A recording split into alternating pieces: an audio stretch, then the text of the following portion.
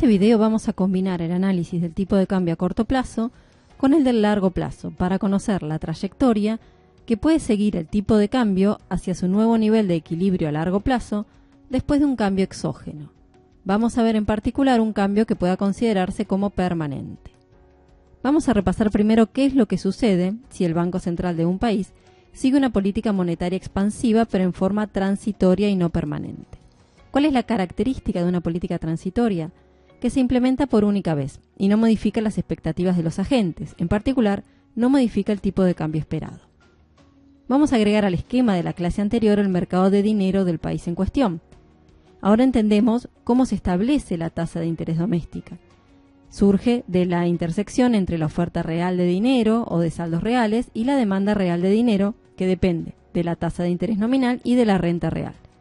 Entonces, un aumento transitorio en la cantidad de dinero ocasiona una disminución en la tasa de interés y, como vimos en la clase pasada, una depreciación de la moneda local o un aumento del tipo de cambio.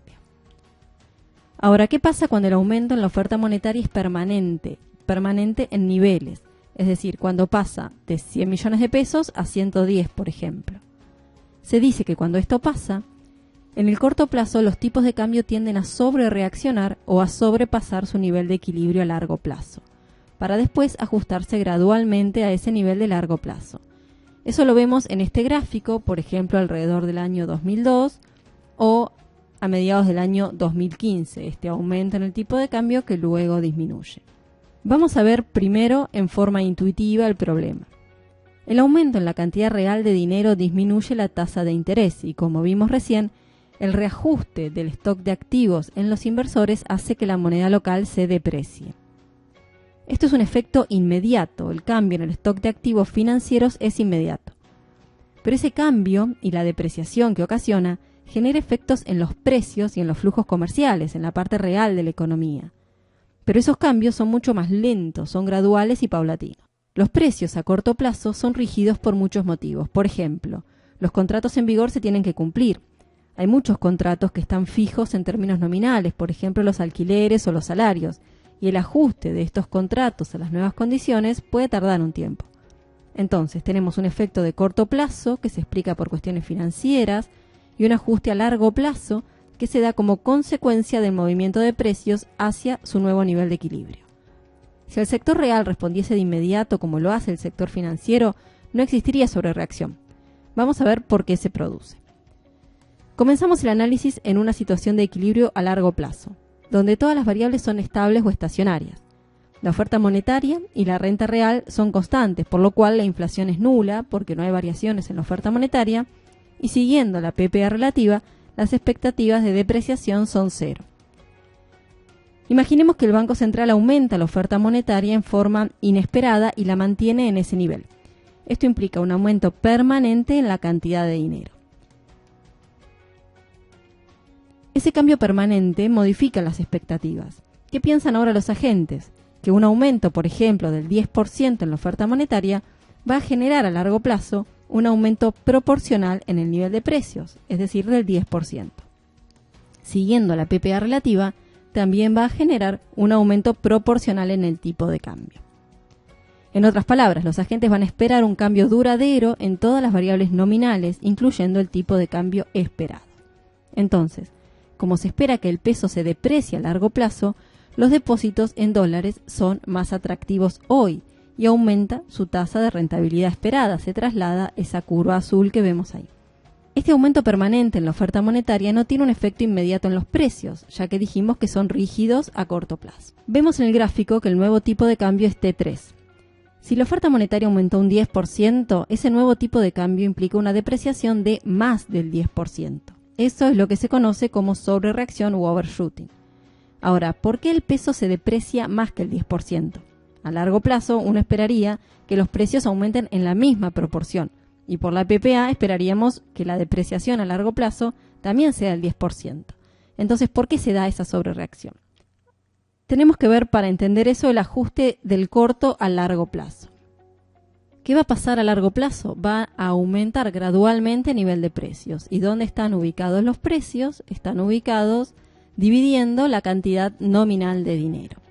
Entonces, como los precios a largo plazo van a crecer en la misma proporción en que aumentó la oferta monetaria, la tendencia es que la curva que indica la oferta de saldos monetarios reales vuelva a su nivel inicial y el tipo de interés vuelva a ser el mismo que en la situación inicial. Esto implica una trayectoria descendente sobre esta curva dependiente negativa que indica la tasa de rentabilidad esperada en pesos de los depósitos en dólares.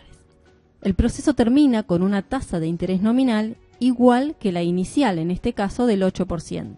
Pero, como las expectativas sobre el tipo de cambio cambiaron en forma permanente, es decir, el tipo de cambio esperado aumentó, el tipo de cambio actual también aumentó. Este tipo de cambio 4, que es el final en el largo plazo, sí va a ser un 10% mayor que tipo de cambio 1, pero como vimos, sufrió una sobrereacción a corto plazo. Repetimos entonces en forma sintética, ¿por qué se da esa sobrereacción? Porque las expectativas de los agentes hacen aumentar el tipo de cambio esperado, trasladar esta curva azul, con lo cual a corto plazo el tipo de cambio es el del nivel 3 y luego, con el aumento gradual de precios, la tasa de interés vuelve a ser la misma que antes y se produce un descenso a lo largo de esta curva que se explica por un aumento en la demanda de activos en pesos que ahora van a gradualmente pasar a rendir en lugar del 5% el 8%. Vamos a ver lo mismo de una manera alternativa. En este ejemplo vemos que la tasa de depósitos en pesos bajó 3 puntos porcentuales, de 8 a 5. Además, si la oferta monetaria aumenta un 10%, vamos a esperar a largo plazo que los precios aumenten un 10% y que el peso se deprecie un 10%. No va a haber nadie dispuesto a adquirir depósitos en pesos, ya que no solo dan una tasa de interés menor, sino que cuando los retiren van a valer menos en términos de dólares. Esta sobrereacción permite de alguna manera mantener el equilibrio en el mercado de activos que está dado por esta ecuación de paridad de intereses. La sobrereacción, decimos, le da a los inversores una tasa de apreciación esperada que le permite compensar la disminución transitoria en las tasas de interés. Entonces, siguiendo la paridad de intereses, la tasa de apreciación esperada debe ser del 3%, y es lo mismo que vemos acá. Con lo cual, si esperamos que el tipo de cambio finalmente se deprecie en la misma proporción en que aumentó la cantidad de dinero, la depreciación sufrida a corto plazo va a ser del 13%. Les dejo una tarea que no tienen que entregar. Acá pueden observar la senda que siguen distintas variables a lo largo del tiempo en este proceso. Ustedes tienen que identificar a qué variable corresponde cada una de las trayectorias.